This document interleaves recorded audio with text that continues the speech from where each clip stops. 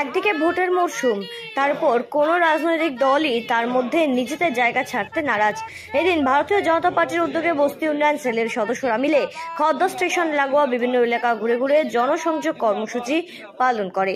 খর্দার আনন্দনগর এলাকা থেকে শুরু হয় এই দিনের এই কর্মসূচি। কেন্দ্রীয় সরকারের অধীনস্থ নানা রকম জনকল্যাণমূলক প্রকল্পের কথা লিখে 4 পাতার একটি লিফলেটের মাধ্যমে তা বিতরণ করা হয় বস্তি উন্নয়ন সেলের সদস্যদের উদ্যোগে। বস্তি উন্নয়ন সেলের জেলার সম্পর্ক অভিযানের সদস্য সোনিয়া হালদারের তত্ত্বাবধানে রহরা বাজারের অন্তর্গত রহরা শান্তিনগর রোড এলাকার পর্যন্ত বিভিন্ন এলাকায় ঘুরে ঘুরে প্রতিটি বাড়িতে গিয়ে এই দিনের এই জনসংযোগ কর্মসূচি পালন করা হয়। ভারতীয় জনতা পার্টির রাজ্যের কমিটির কনভেনার বিবেক সনকার নিজের হাতে প্রধানমন্ত্রীর এই 4 পাতার সংকল্প প্রদান করেন। এমনকি খর্দা অঞ্চলে বিভিন্ন এলাকায় বাড়ি বাড়ি ঘুরে ঘুরে শোনেন মানুষের সুবিধা অসুবিধার কথা, এমনকি কেন সাধারণ মানুষ বিজেপিকে ভোট দেবে সেই নিয়ে বিষয়েও কিন্তু জানান বিজেপি নেতৃত্বরা।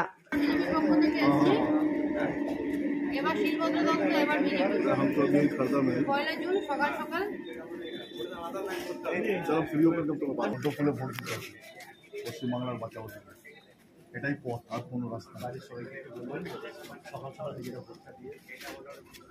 দাদা একটু ছেড়ে দাও। এবার আপনারাই তো করবেন দিদি একটু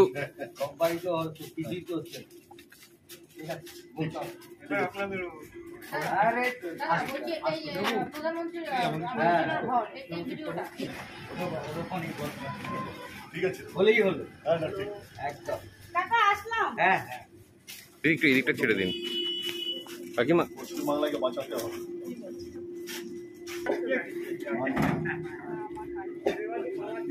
সবাইকে বলবে একটু খুলে বলবে।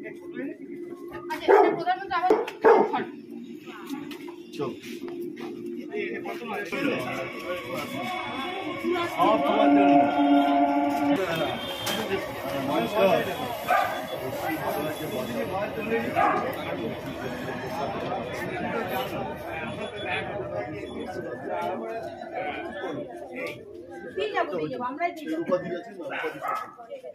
এখানে তো আমাদের নেত্রী,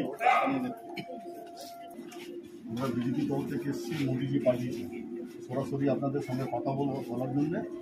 পশ্চিমবাংলাকে যদি বাঁচাতে হয় তাহলে বিজেপিকে জানতে হবে, আর কোনো পথ নেই।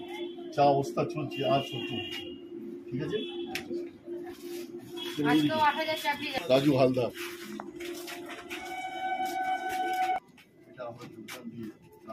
सेल जिंदाबाद, बस्ती उन्नयन सेल जिंदाबाद, सेल मधुदा के भोट दिए विपुल भोटे जय करुन, सेल मधुदा के विपुल भोटे जय करुन, बीजेपी जिंदाबाद, बीजेपी जिंदाबाद। भारतीय जनता पार्टी बस्ती उन्नयन सेल সৌরভ দা আছেন আমাদের এই জেলার কনভেনার, আর সোনিয়া দি আছেন, সোনিয়া হালদার এখানকার বস্তি উন্নয়ন সেলের আমাদের জেলার সম্পর্ক অভিযানের সদস্য আছেন। ওনাদের নেতৃত্বে আজকে আমরা এখান থেকে এই জেলার সূচনা করলাম। বাড়ি বাড়িতে গিয়ে গৃহ সম্পর্ক অভিযানে আমরা যাচ্ছি, আর সবাইকে বোঝাচ্ছি যে ভারতীয় জনতা পার্টিকে এখানে শিলভদ্রদা দাঁড়িয়েছেন, তাকে বিপুল ভোটে জয়ী করার জন্য। আপনি 2019-এ দেখেছিলেন ভারতীয় জনতা পার্টি 2-3টে লোকসভা প্রার্থী ছিলেন, জিতেছিলেন, এমপি ছিলেন, তারপরে 18টা হচ্ছে। আমরা আশাবাদী আছি, সেই জন্য মোদিজি বলে গেছেন এবার 35 পার, আমরা 35 সিট এখানে পশ্চিমবাংলা থেকে পাচ্ছি। আর এটা তো সময় বলবে না দিদি, ও তো ভয় কেন পাচ্ছে? 400 পার তো 100% হবে। যখন মোদিজি বলেছেন যা ভারতীয় জনতা পার্টি যে পরিশ্রম আছে, এক একটা বুথে বুথে গিয়ে কার্যকর্তারা যে পরিশ্রম করছে সেই অন্য দলের লোক করতে পারছে না, তার জন্যই পার্টির কর্মীর ওপরে রাস্তা রেখেই 400 পারের কথা হচ্ছে। খর্দা অঞ্চলে যে রেল লাইনের পাশে যে বাড়িগুলো আছে, ঘরগুলো, যেটাকে অ্যাকচুয়ালি কলোনি বলা হয়, তো সেই ঘরগুলোতে গিয়ে বাড়ি বাড়ি গিয়ে ভারতীয় জনতা পার্টির বস্তি উন্নয়ন সেলের পক্ষ থেকে দমদমের প্রার্থী মাননীয় শিলভদ্র দত্ত মহাশয়ের প্রচার ছিল। কাদের উদ্যোগে? হ্যাঁ, কাদের উদ্যোগে ছিল? এটা বস্তি উন্নয়ন সেলের উদ্যোগে। কিরকম সাড়া পেলেন? সারা খুব ভালো, এবং আমরা বেশ কিছু বেনিফিশিয়ারি পেলাম, যাদের জিজ্ঞাসা করাতে যে আপনারা প্রধানমন্ত্রীজির ঘর এবং কল যে পেয়েছেন, রেশন পাচ্ছেন, তাতে আপনাদের কি মনে হচ্ছে? তো ওনারা নিজেরাও বলছেন যে না, আমাদের সত্যি এরকমভাবে আমরা কখনো কোনো সরকারের মাধ্যমে কিছু পাইনি, একমাত্র মোদিজি, যার মাধ্যমে আমরা আজকে একটু ভালোভাবে আছি। আর প্রচুর, যেমন আজকেই আমরা ক্যাম্পেনিং করলাম, সেখানে প্রচুর ঘর আমরা এরকম দেখলাম, বা মানুষের অভিযোগও ছিল যে আমাদের টালি ভেঙে পড়ে যাচ্ছে, তারপরেও আমরা প্রধানমন্ত্রীর ঘরটা পাচ্ছি না, বা তৃণমূলের যে অধ্যত্ত, তাদের যে কাটমানি খাওয়ার যে প্ররোচনা বা